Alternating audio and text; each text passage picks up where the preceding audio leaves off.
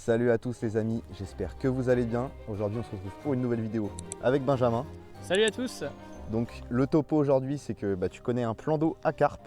Exactement Erwan, un plan d'eau à carpe où j'ai eu l'autorisation du coup de venir pêcher au leurre. Ouais. Donc voilà, on a une bonne journée de pêche devant nous. C'est ça, le but aujourd'hui ça va être de découvrir un peu le potentiel parce que tu as eu écho Exactement. qu'il y aurait potentiellement du brochet. Oui, Mais c'est bon, ça. on sait pas, on est sur une journée hivernale donc il fait froid. Et puis le but aujourd'hui c'est de découvrir ce plan d'eau. Et tout simplement, vous de votre côté, on va essayer de vous expliquer toutes nos stratégies pour faire du poisson dans ces conditions hivernales. Le spot est magnifique, l'eau elle est claire, elle est bleue, c'est incroyable. J'ai rarement l'occasion de pêcher des milieux comme ça, donc franchement, Erwan, je pense que tu vas voir les brochets arriver là. c'est clair, Ouais, ça va être une belle découverte. Ouais, Bon, je te propose qu'on mette la ligne à l'eau. Ouais, on va pas attendre. C'est Allez, parti. go.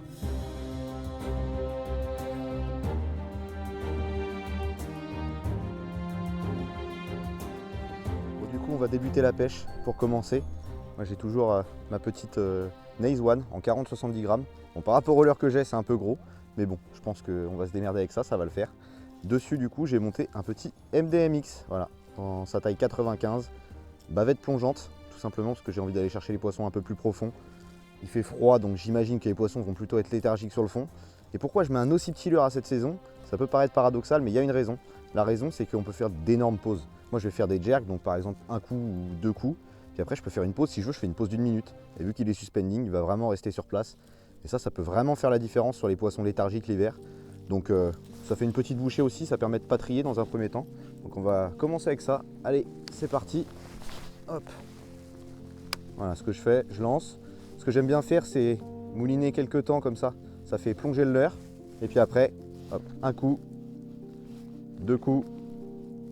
Un coup, deux coups, et puis là j'hésite pas à faire une grande pause. Voilà. Là, je vais mettre, pour bien voir, je vais mettre mes petites lunettes polarisantes.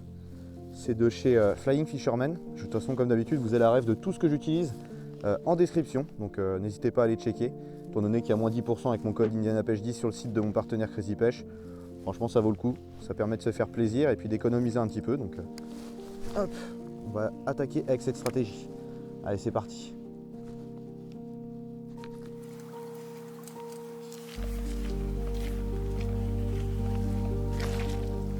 Là on a une zone hyper sympa, ça a été grillagé j'imagine pour faire une zone peut-être de traitement pour les carpes malades ou des trucs comme ça, je sais pas.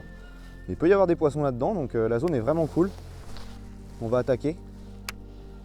Là vraiment, je vais pas hésiter à faire de très longues pauses. Ça peut vraiment payer. Franchement la zone est cool, elle est un peu profonde. Donc typiquement le genre de zone où les poissons se tiennent à cette période-là. Je sais pas combien il y a de profondeur, mais je sais pas, vu le nez comme ça, il y aurait bien au moins 2,50 m je pense. Donc on va essayer d'aller pêcher un peu creux avec le poisson nageur avec des grandes pauses. Voir s'il n'y a pas moyen de déclencher un beau poisson. Hop.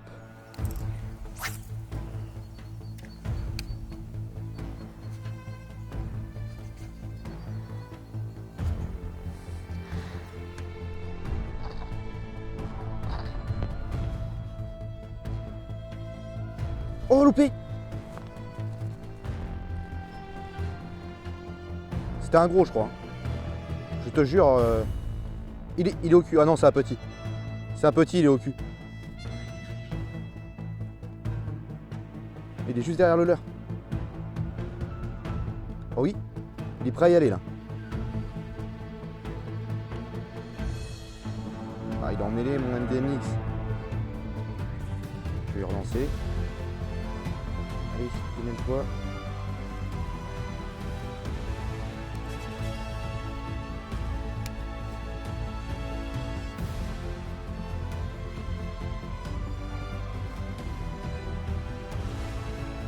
Oh loupé! Ah! Il me fait flipper. Il est allé dedans comme un débile. C'est pas un gros, c'est un machin de 50. Je vais essayer autre chose. Je pense que le broc il est encore dans le coin. Je vais lui mettre autre chose. Hop.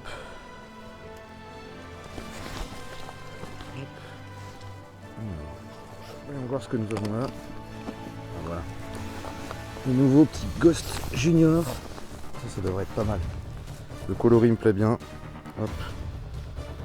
Ça vient de sortir, enfin c'est sorti au moment de la sortie de la vidéo, je pense que ça fera quelques jours que c'est sorti. C'est vraiment joli, regardez-moi ça. Hop. Psychos Junior. On va essayer avec ça. À mon avis, ça bouge sur des petites proies, ils doivent s'alimenter avec des poissons blancs de petite taille. Donc, en tout cas, le seul poisson que j'ai déclenché depuis un bon moment, c'était avec le MDMX. Donc, un jerkbait minnow de quand même petite taille.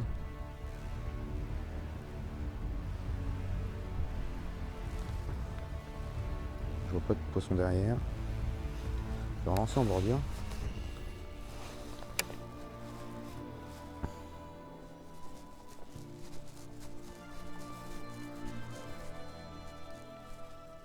Les spots ils sont tous plus beaux les uns que les autres, franchement.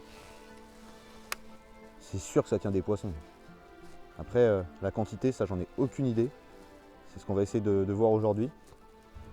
Mais c'est le genre de plan d'eau où j'ai bien confiance.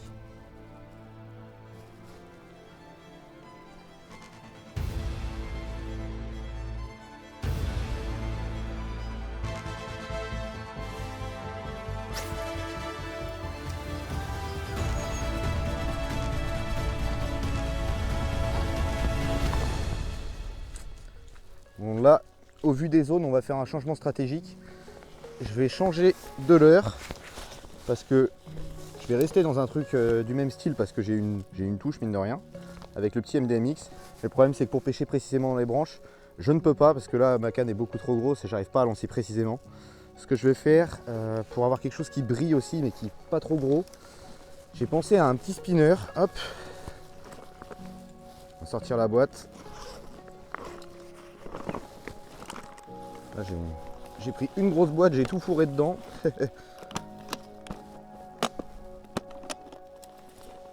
Alors voyons voir où est-ce qu'il est. Voilà, un petit spinner. Du coup je vais passer au spinner pour la simple et bonne raison que ça va bien mieux passer dans les branches. Ça s'accroche très peu un spinner en général. Et puis là j'ai un coloris hyper naturel et les palettes dorées avec le soleil qui tape contre les berges, ça va faire déjà des vibrations. Et c'est surtout que ça va faire des éclats lumineux de fou. Et je pense que ça peut bien marcher. Donc hop, je vais monter ça sur ma canne. Évidemment le fluoro il est à l'autre bout de la map. Tac. Il y a un truc qui est top avec ces spinners là. Enfin, il y a plusieurs points techniques qui sont vraiment sympas. Mais là par exemple, juste devant, on a une bague en caoutchouc. Et il y en a plusieurs fournis avec le spinner. Ce qui fait que c'est top parce que sinon la graffe elle est tout le temps, on peut pêcher avec une agrafe du coup, parce que sinon sans ça elle est tout le temps en train de se balader partout, ça pêche pas bien. Et il y a un autre truc qui est important, je vais vous montrer, je vais même défaire le leurre pour vous montrer, c'est comment on attache le leurre. Hop, je vais le défaire pour vous montrer. Là on l'attache pas directement sur l'hameçon, en fait il y a un screw juste en dessous. Tac, je sais pas si vous verrez bien, si j'arrive à défaire tous les poils qui sont dedans. Voilà, du coup ça se présente comme ça. On a l'hameçon d'un côté et un screw de l'autre. C'est une petite vis qui permet de mettre son leurre. Et pourquoi ça va être super? Alors déjà, dans un premier temps, ça dégage vachement l'hameçon. On n'a pas un bout de caoutchouc qui est dessus, qui bloque un peu de débattement de l'hameçon. Du coup, le débattement il est énorme. Donc potentiellement, ou moins de poissons. Et les poissons, une fois qu'ils sont piqués, il y a moins de tendance à se décrocher. Et l'avantage aussi de mettre ce leurre sur le screw, c'est qu'il n'est pas direct sur l'hameçon. Donc quand on prend un poisson, ça défonce pas le leurre. Voilà. Le leurre, le trailer qu'on peut mettre sur le spinner, après on n'est pas obligé, il pêche très bien sans trailer, mais avec le trailer, ce qui est cool c'est que ça rajoute du volume et avec le screw ça évite d'abîmer le trailer. Hop, quand le poisson l'a en gueule, il l'a pas directement. Donc voilà, et puis après ça se présente super bien comme ça et on a un truc qui est prêt à pêcher. Allez go, hop, je vais ranger ma boîte. Là c'est parti, je remets mes polarisantes. Ce que je vais faire, je vais essayer de lancer proche des obstacles. Tac. Là j'ai carrément lancé dedans. Je laisse descendre le spinner, je fais quelques tours de moulinet, je laisse redescendre.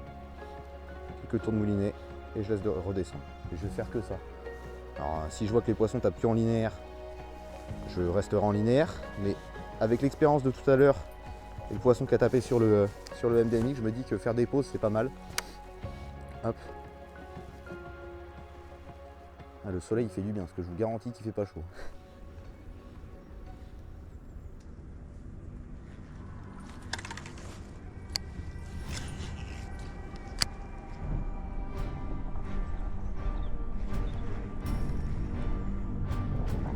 Oh, loupé. Il est sorti. Ouais. Oh, je l'ai vu sortir, c'est un petit. La gouache qu'ils ont, mon gars. Oui, ça fait 50 quoi. Ouais. Ouais, bah là, y a pas à chier. Oh, je l'ai vu sortir une première fois, j'ai tapé dans la branche. Ça va pas te faire mal.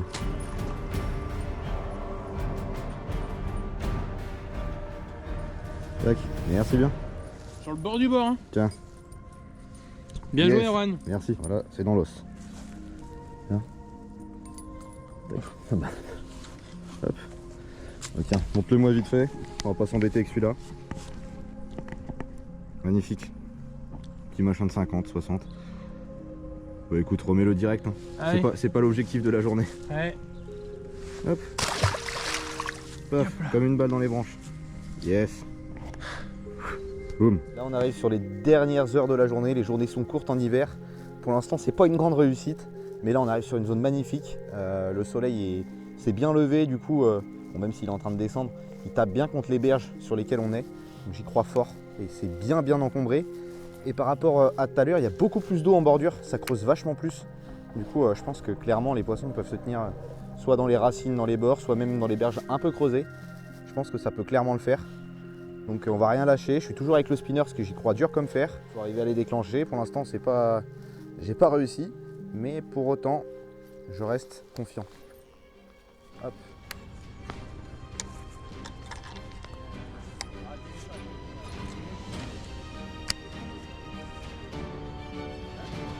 Oui, poisson.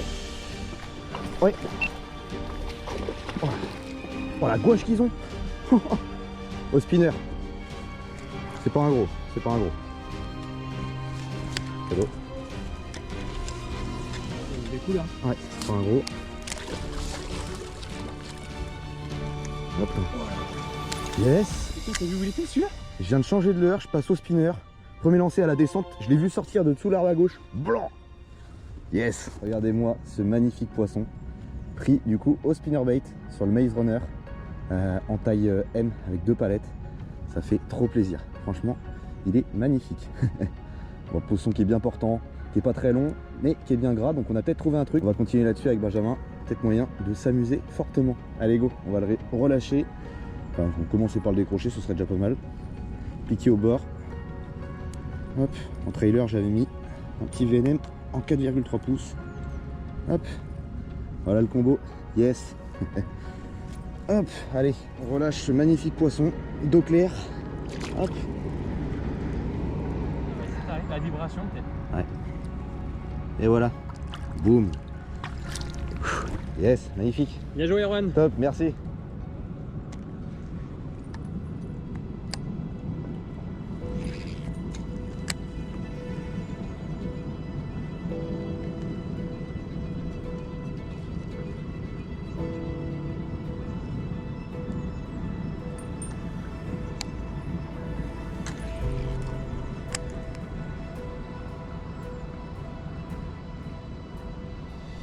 Poisson.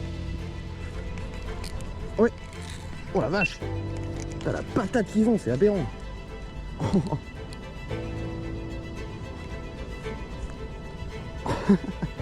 Ouais, la gouache qu'ils ont, mon gars. C'est quelle heure maintenant? Bah ouais, je crois. Il est joli celui-là. Merde, il est plus vite, t'as vu? Là, elle est là. T'as vu la gouache? T'as clairement. Faut Ouais, j'ai le leurre qu'il faut là. Parce que je suis passé là. J'ai pas fait de touche, mais là t'as le bon leurre. Ouais. Un peu plus gros. Yes. Il est joli celui-là. Yes. Merci mon pote. Toujours avec le spinner, le Maze Runner. Là je suis repassé à un endroit où on avait déjà pêché avec Benjamin, où j'avais pas pris de touche. Et puis voilà, ça paye, ça fait trop plaisir. Hop, je le décroche tout de suite. Piqué encore en bord de gueule, voilà. Le combo payant. Trop cool. Allez, je vous le montre une dernière fois. Allez les amis, on relâche ce beau pépère qui va pas mettre longtemps. Et voilà. Yes. Vamos. Bon les amis, fin de session. C'était dur, hein. Compliqué, Erwan. Ouais. Très compliqué. On a trouvé un semblant de pêche sur le spinner, mais la fenêtre d'activité, si elle n'a pas duré une demi-heure maximum. T'as trouvé un semblant de pêche. Hein. Oui, voilà. Moi j'ai insisté toute la journée avec le même leurre. Bon, Erwan, t'as trouvé le leurre qu'il fallait. Après, ce qu'il faut savoir, c'est qu'en ce moment, la pêche, elle est hardcore. Genre, j'ai pris des capots de l'enfer très récemment. Donc je pense que ça vaudra le coup de peut-être revenir. N'hésitez pas dans les commentaires à nous dire si vous voulez qu'on revienne sur ce plan d'eau là, peut-être à la belle saison, voir, parce que je pense que s'il y a des poissons de 65-70, il y a des plus gros, je pense, il y a des gros producteurs, donc ça vaudra le coup d'essayer. Il faut savoir aussi qu'à Roanne ici, il n'y a pas de petits poissons blancs, il n'y a vraiment que des grosses tanches.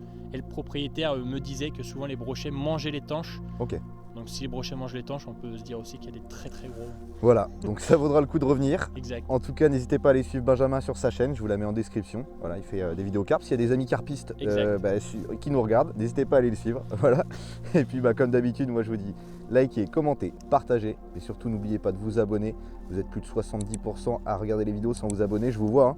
Donc n'hésitez pas à vous abonner, activer la petite cloche de notification. Et puis on se dit à très bientôt pour une prochaine vidéo. Allez, ciao! Salut!